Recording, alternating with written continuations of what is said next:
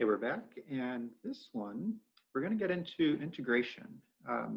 This is the idea of an antiderivative, which is going to be very important, in a calculus-based physics class.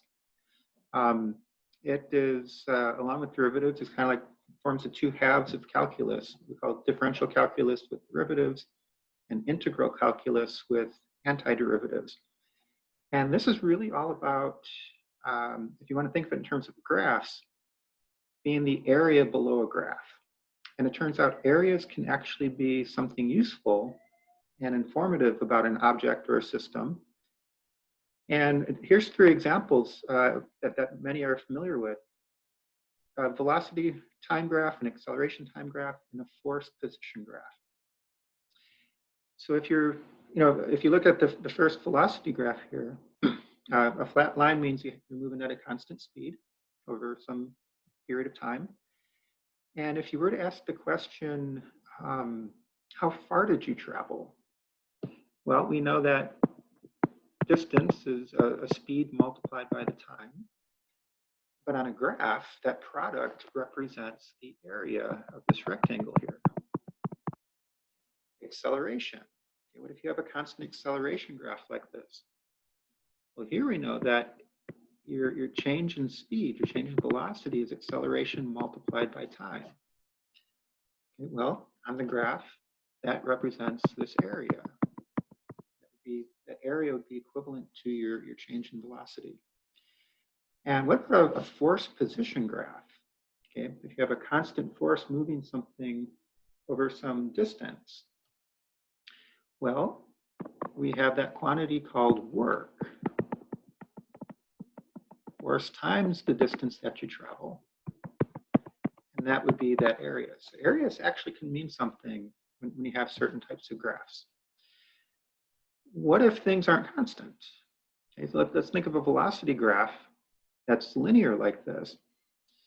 This is indicative of a constant acceleration where the slope of this line, the derivative of your velocity is acceleration.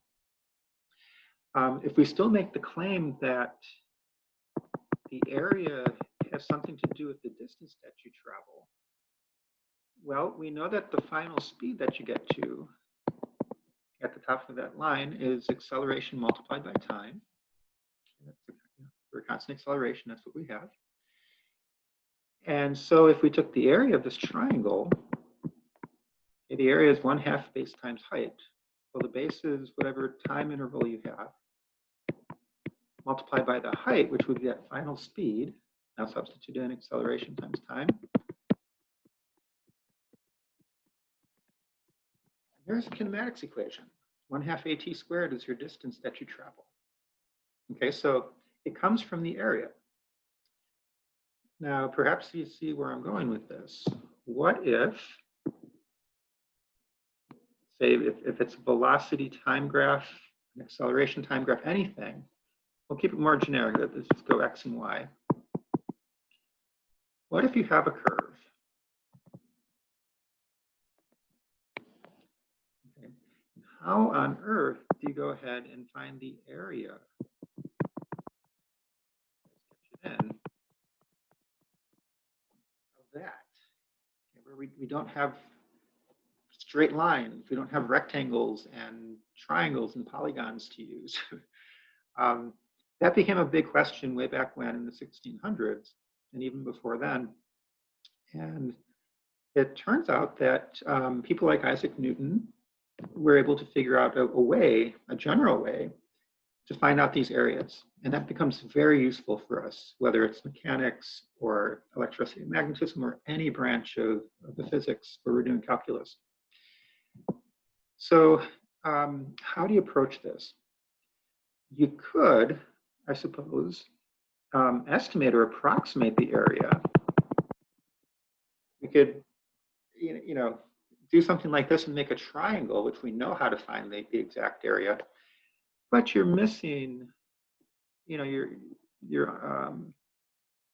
estimation is going to be too big because we're including area that's not underneath the curve. So there's got to be a better way.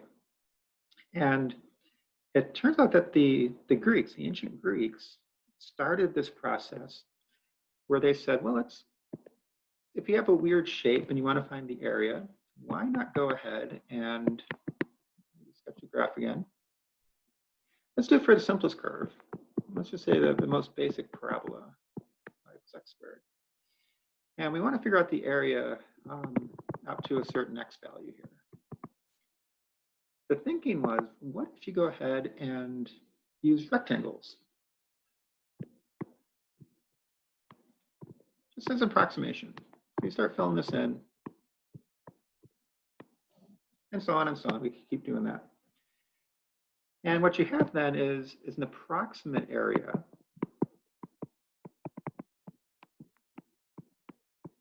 it's simply going to be the sum, just as a simple sum of all these rectangles.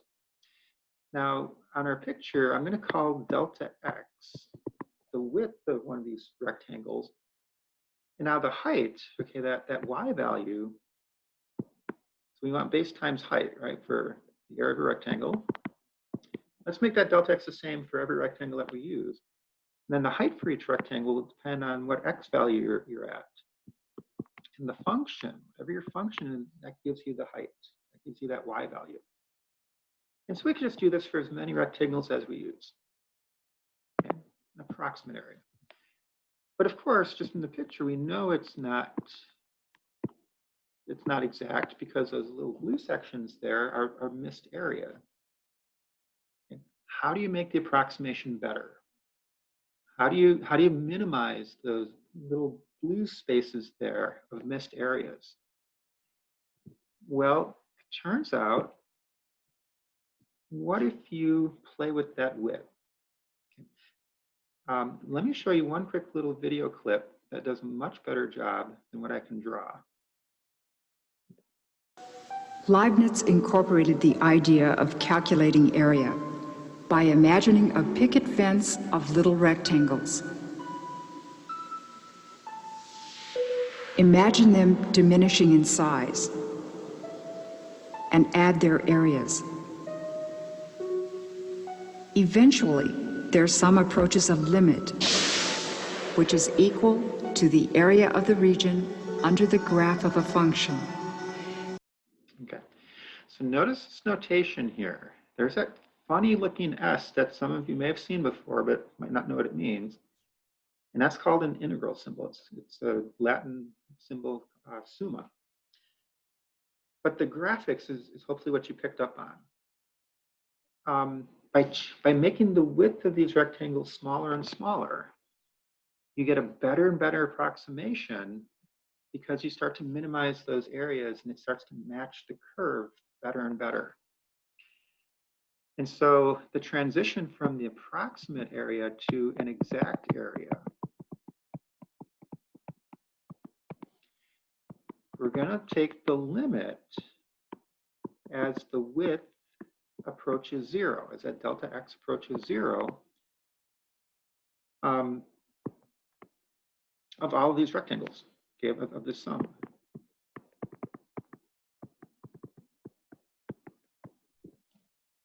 Okay. So we're still just adding a bunch of rectangles up, but we want them to be ridiculously skinny so that for all practical purposes, the missed areas are approaching 0 and we get an exact number. Now this notation, it's too much writing to do this every time you have to do an integral or find areas. Excuse me. And so that symbol that they showed right at the end of that video, we combined the limit acting on the basic sum like that, the summation. That's the symbol that we're going to use summa of your height, which is the function, in this case x squared, times the width. Now in the video too, they changed the delta into a d. Instead of delta x, we have dx. That's the width still of a single rectangle. Your function, okay, that y value is the height of your rectangle. We're just changing notation a little bit. And then the summa here it just means sum. We're adding up all of the little areas of each of those little rectangles to get the total. That's called an integral symbol. Okay. This is the process that we have to do in order to find the area below any kind of curve. Now, the thing is, how do you do it? How do you get an answer when you see this notation? Well, it's all, again, centered on whatever function you have here, in this case, x squared. And we have to do what's called an antiderivative of that function.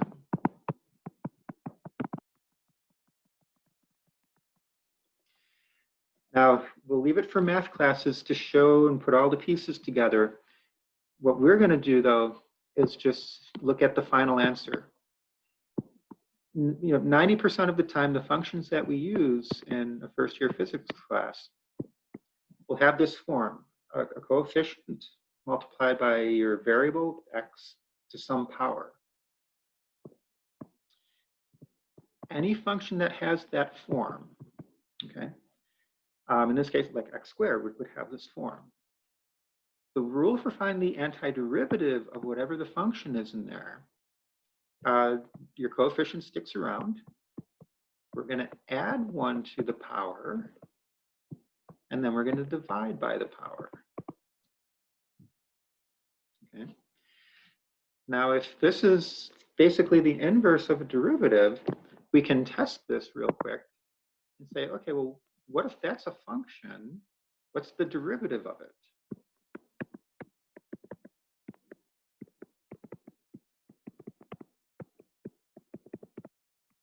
If we use our derivative rule, the power comes down,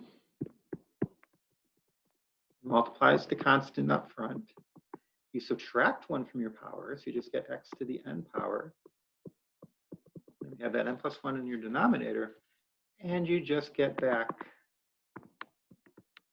your original function.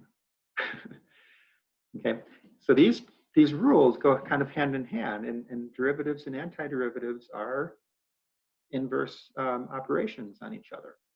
Okay. So this is kind of where we're at. This is the origin of antiderivatives, of finding areas. And as one really quick example, I can just make up now. Let's just make up a weird non-constant acceleration. And we know that acceleration is the derivative of velocity. So if we can do an antiderivative on acceleration,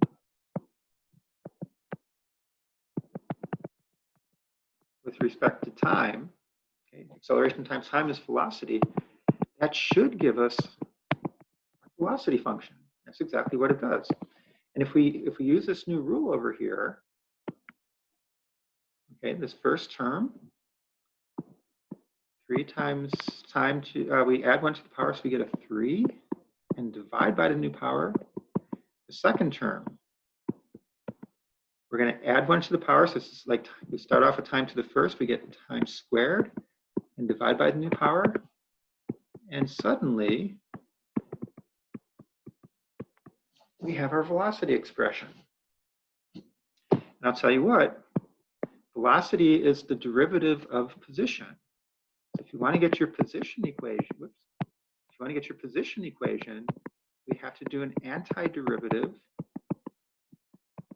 of your velocity that we just found. Okay, so if time cubed, we add 1 to the power and we get time to the 4th and divide by the new power. We add 1 to the power, get time cubed and divide by the new power. This would be your position as a function of time. So, and we could work backwards. If we started with this position function, we could do derivatives and we could get the velocity and acceleration. So this integration process allows us to go ahead and work both ways. So it doesn't matter what we know at the start, we can figure everything else out for motion, and we're going to see lots of other applications as time goes on. I hope this helps, and we'll obviously be doing a lot more with this. So until next time, we'll see you later.